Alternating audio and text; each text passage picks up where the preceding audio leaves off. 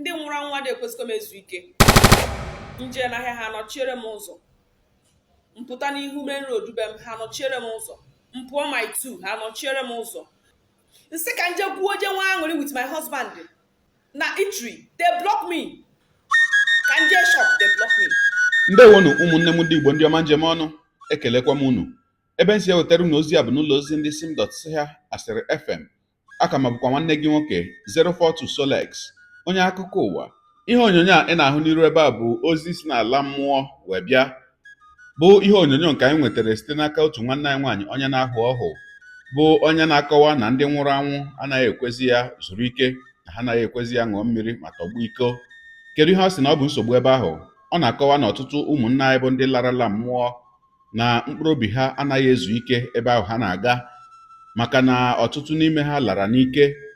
O wee na-akọwa sị dọọ onye ọbụla aka na ntị na onye ọbụla nwanne ya maọbụ di ya maọbụ nwunye ya maọbụ onye nke ya nwụrụ, si ejizila ọsọ wee na-aga agba ozu onye dị otu ahụ ọgwụ eji echekwa ozu bụ nke ama dịka embalmment injection, bụ nke ọ na-akọwa na ọtụtụ ndị mmadụ ndị anyị ma dịka ndị nwụrụ anwụ taa abụghị ọnwụ ka ha nwụrụ n'eziokwu, kama na ụfọdụ ndị mmadụ bụ nnọọ na onye ahụ sọrọ asọ, ma tupu ime ihe na-eme asị na ọ nwụọla ma gbaa ya ọgwụ eji echekwa ozu.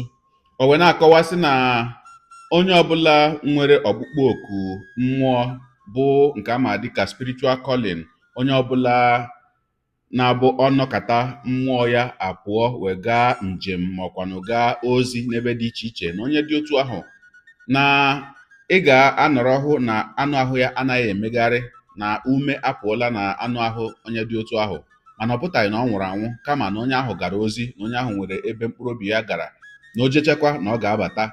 Mana ihe na-emezi ugbu a bụ na ọtụtụ ndị mmadụ ndị nọ na ụdị ọnọdụ ahụ, na mkpụrụ obi onye ahụ pụghana, tupu otu awa agaala, ịnụ na onye ahụ anwụọla, agba ya ọgwụ eji echekwa ozu ma buru ya gaa lie makwanụ buru ya gaa donye na friji.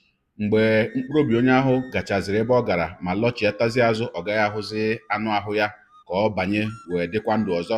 Ogologo kwa dị mmanụ ka mgbede, ya mere buru oche gị kpụdobe nso ma nọrọ ala ka anyị anya na ya bụ ihe onyonyo, ma nụrụ n'olu nwanne anyị nwaanyị ahụ dịka o ziri ya bụ ozi nke ọ kọwara na ọ bụ ozi o si n'ala mmụọ wee nweta. Ya mere asịla na Solex si kama lere onyonyo ya, ma tupu anyị anya na ya bụ ihe onyonyo, nwanne m nwoke nwanne m nwaanyị, biko wetụkwara m obere ndidi nwantịntị oge ka m chetakwara gị maka ọmarịcha akwụkwọ a nke m depụtara, bụ akwụkwọ mkpọrọ Uchenna. Akwụkwọ a bụ akwụkwọ na-akọ akụkọ maka nwata nwa mgbenyi onye na-enweghị nne ma onweghị nna, mana o mechara si n'ụkọ bilie ebe ọgaranya site n'ige ntị ndụmọdụ ndị okenye. Edekwara m ya bụ akwụkwọ n'asụsụ abụọ, bụ na peji ọbụla ịsapịrị na ya ị ga-ahụ ebe ndere ya n'asụsụ Igbo ma hụkwanụ ebe ndere ya n'asụsụ Bekee, nke bụ na nwa gị gụwa ya n'asụsụ Igbo onwe ihe ọ na-aghọtaghị, ole anya ebe ndere ya n'asụsụ Bekee ọ ma ghọta ya. Ụzọ ihe abụọ ya bụ akwụkwọ ga-akụzikwara n'ụmụaka gị bụ: nke mbụ, ịmụta otu esi agụ asụsụ Igbo; nke abụọ wee bụrụ ịma uru ọ bara ige ntị ndụmọdụ ndị okenye. Olekwana ihe ị na-eche tupu ịzụọrọ ụmụ gị ya bụ ọmarịcha akwụkwọ? Ọ bụrụ na ị chọrọ ịzụ akwụkwọ a ma ị bi n'obodo Naijiria, ya bụ akwụkwọ apụtala, ọ dịzi n'Enugu ugbu a. Ọ bụrụ na ị bi n'Enugu, ị kpọtụrụ Injinia Checks n'akara ekwentị a ị na-ahụ ebe a ka gị na ya hazie ka ị ga-esi ewere nke gị n'Enugu. Ma ọ bụrụkwa na ị bi na steeti Enugu, na mpaghara ọbụla nke ibi n'obodo Naijiria, ọ ga-ezitenwu ya ebe ahụ. Naanị ihe ị ga-eme bụ kpọtụrụ ya bụ Injinia Checks n'akara ekwentị a ka ị nweta ya bụ akwụkwọ. Ịkwụnye ha nara ya ụgwọ, unu akpa ma hazie ka ọ ga-esi ezitere gị ya bụ akwụkwọ. Ọ bụrụ na ị chọrọ ịzụ ya bụ akwụkwọ, ọ dị available on Amazon. Lee anya na ngalaba okwu ihe onyonyo a, aga m etinye Amazon link ebe ị ga-anọ wee zụọ ya bụ akwụkwọ. Ịpụkwa na Amazon, ị ga-enweta ya n'ụzọ abụọ. Enwere ya na ebook bụ soft copy, nke ọ ga-abụ ịzụọ ọbata n'ekwentị nwa gị ma ọkwa na ekwentị gị ma ọ bụ tablet ahụ iji akụziri nwa gị akwụkwọ. Nwekwanụ ya na hard copy nke ama dịka paperback, nke ọ ga-abụ ịzụọ itinye adreesị ebe ibi, ewetara gị ebe ahụ ibi. Ma otu nkwa m na-ekwe gị bụ na akwụkwọ a bụ akwụkwọ ga-abụ ụmụaka gị gụchaa, ha bụ ihe ga na-enye gị nsogbu wee na-asị gị dadi ma ọmị, Solex o deela akwụkwọ ọzọ. Ọ dị mma, ngwanụ ka anyị anya na ya bụ ihe onyonyo nke anyị ji maka ya wee bịa taa. Abịara m izi ụwa ozi ndị mmụọ ziri m, a message from the other side of the world. Ndị nwụrụ anwụ adịghị ekwesịkwa m ezu ike. Nje n'ahịa ha nọchiere m ụzọ, mpụta n'ihu main road be m ha nọchiere m ụzọ, mpụọ my two ha nọchiere m ụzọ, si m were ozi a jee nye ndị dị ndụ maka na ọgụ na-abịakwa, war na-abịakwa from the land of the dead against the living. Many people that brought this message was bleeding from their nose. Unu agbazine ha ọgwụ embalmment ebe ha ka dị ndụ. Some said na agbago ha ọgwụ a 6 hours before they bleeded from their nose. Ọ jụọ m sị, nwoke idemili jụọ m sị, nwaanyị ifutugo onye nwụrụ anwụ ọbara na-agba n'ahụ? Si mba. Ọ sị m na ụmụnne egburu ya.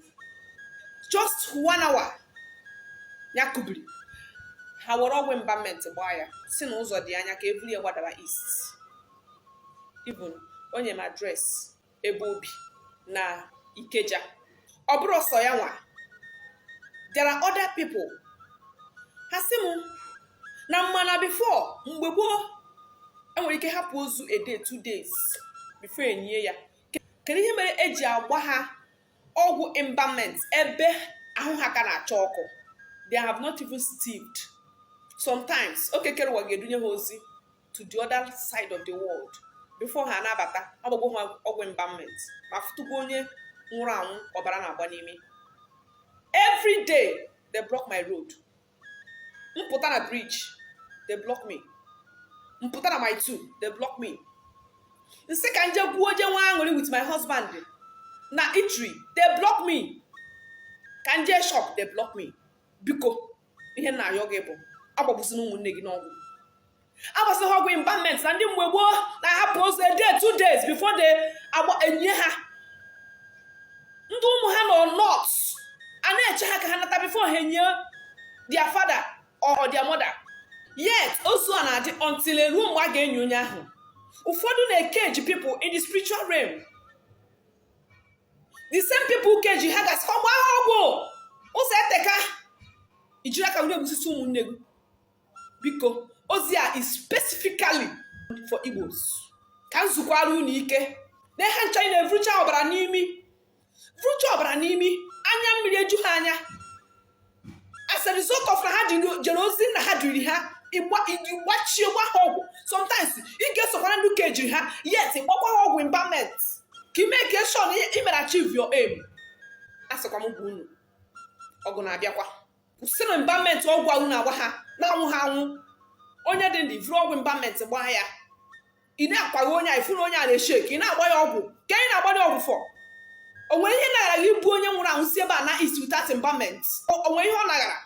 I'm a nurse. Imechie ya ime, mechie ya ntị, fọchie ya ike. You can actually carry a dead body from here to east to any place you want to go for 24 hours. Onwebe ihe mere ya. Kedu ihe na-arụ ọchịrị iji agbara nwanne gị nwụrụ anwụ, nna gị nwụrụ anwụ, ụmụnne gị nwụrụ anwụ, enyi gị ma ikwu ma ibe gị ma nwunye gị ma di gị ọgwụ embalmment within 1 hour or 2? Asị gị mba ka a pụọ n'isi ụtụtụ, ịpụọ na-eyi onwe ga ejide onwe onye amaghị ihe bụ ozu. What is this? Ị na-arụ ọchịrị ịgba ha ọgwụ embalmment ya? Biko o nwere ebe ị na-agbaje? I can remember when I was still single, in the broad daylight, my spirit left me. Ebe m fụziri onwe m na flight na-efe n'elu. Mfụzie mmụọ nwere 2 teeth like viper, ji plier, na-achọ ka ọ kpabie something under flight. Mgbe chụ mmụọ mụ na mmụọ nụrụ ya. In the process, that thing o ji plier ahụ dapụ nghọrọ the thing wee were ya chụ ya ka nkwugbuo ya. When I came back, my body peeled out. My spiritual director then seemed that I'm cross out of the planet. I know it took me time to come back to my body. So, I will not like on this particular period. It took me embalmment. When my happen what is wrong with people? Can you not rush the mother embalmment or when be in a budget? Ebe anyị na-agbaje ka ije nye ya, o nwere ebe i mere respect na gụnya ka ga-afụ ọzọ. Onye na-agbaje like that ịgba ọgwụ embalmment ka itinye, that means you don't even have the feeling na onye ahụ nwụrụ anwụ. Nke nwa iru ọchị ịgba ha ọgwụ embalmment a meaniri that you are not even missing them. Yes now. Onye kwuo ya dọkarị apantị ya, it shows that you don't miss them.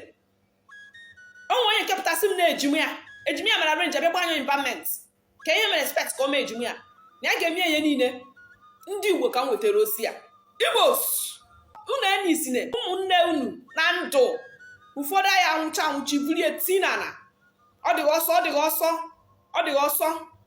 iburu onye dị ndụ ahụ ya ka na-achọ kwunye echere na bifo a na-enyi mmadụ ọ ga-estiv ọ bụzie my friend agbara ọgwụ ebe 8 or 9 in the morning when she woke up was 4:30 in the evening okpere onwe ọ ga-abụ tụrụ atụ ọgbasasị mba agụgba anya ọgwụ ịbamet ka evri gbadaba ka ị chọrọ ime achieve from igbu onye ahụ onwe ihe ị chọrọ ime achieve apart from ka igbuzi onye ahụ ka onye ahụ nwụọ onwe na anwụ bụ onye abụ ọnwụ bụkwa ugwu onye ọbụla ji inye aka gbagbuo onye ọzọ ọgwụ ịbamet mbọsị nke use tikwara otu aka onye ọzọ ga-esi nyekwa ka were injection gbagbuo gị enwụọ I can remember when we were small anyị na-eme competition of sports anụkatasị na onye nke a na ofe ntie a ga-ebuso onye anyị ga-anọgidekwa ewe 1 hour 2 3 4 agabeda agwa nya m nwa efegide mgbe ifegide fukwa onye anụkatakwa onye ahụ ebinie ọ na onye me ha na kịta fenti na ọdara fenti tụtụrụ ọgwụ ịbamet gbanya buru ya zarara je tinye na nye ọbụba anyị n'ime mọchụarị na one for you people there are sometimes it get happen like this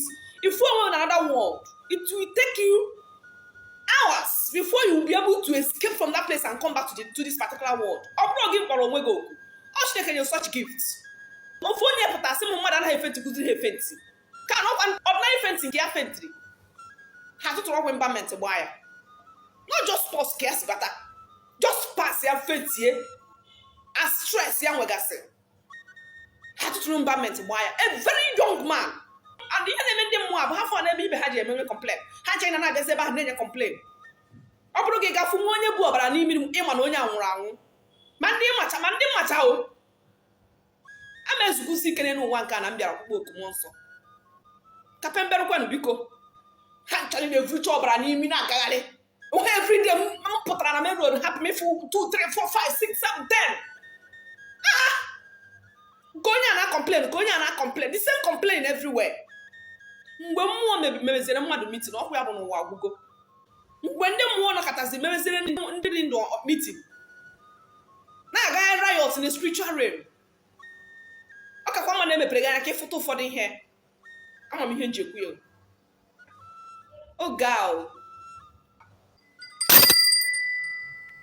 ọgwụkọ ha n'ọnụ ọkụ ikirichala ya bụ ihe onyonyo gị onye ụwa onye na-egere akụkọ ụwa m ịmara nlecha esi eme ya deere ebumnuche gị otu isi ahụ ya bụ ihe nke ikiriri ugbu a na ngalaba okwu ka mara uche gị n'ihi uche onye adịghị ya njọ daalụkwa gị na-eso ebere esonye ekelekwa m gị onye asị gị jide ka iji onye asị ya jide ka o ji ịmara na nke o ji kacha mma ekpere m bụ na Chineke nna ga na-anọnyere gị ọpụ gị nabata gị na-etinyere gị aka n'ezi ihe niile nke ị na-eme gị taa bụkwanụ mbụ ị na-ahụhụ onyonyo anyị asị gị nnọọ onye gị na ya ka nọkwa bụ 042 Solex onye akụkọ ụwa n'iru akwụkwọ efere mba ụwa ya mere ọ bụrụ na ka m mere dị gị mma n'obi nwanne biko ọ bụ na Facebook na Instagram ka na-ahụhụ onyonyo pịara m follow ọ bụ na YouTube ka na-ekiri ya bụ ihe onyonyo pịara m subscribe ya na mgbịrịgba anya n'akụkụ ka inwe ike na-enweta ihe onyonyo ndị ọzọ m ga na-ewetara gị n'ọdịnihu Igbo ndị ọma njem ọnụ Igbo mụrụ nze m ọzọ ekelekwa m unu wee na-asị na ọ ga na-adịrị unu niile mma ise ngwanụ tụsawara m ihe onyonyo a na-atụsara m ya bụ ihe onyonyo na-apịrị maka na share button ya mara gị mma ezigbo mmadụ udo dịrị unu. Are you looking for an interesting children's storybook? Uchenna is the perfect read. Dive into a world of mystery, adventure, and unforgettable characters. This book is so nice that you won't want to put it down. Uchenna, as written by Chibogo Meje, offers a unique blend of what readers are calling unpardonable and brilliantly crafted. It is now selling on Amazon. Buy for your kids and watch them ask for more from the author.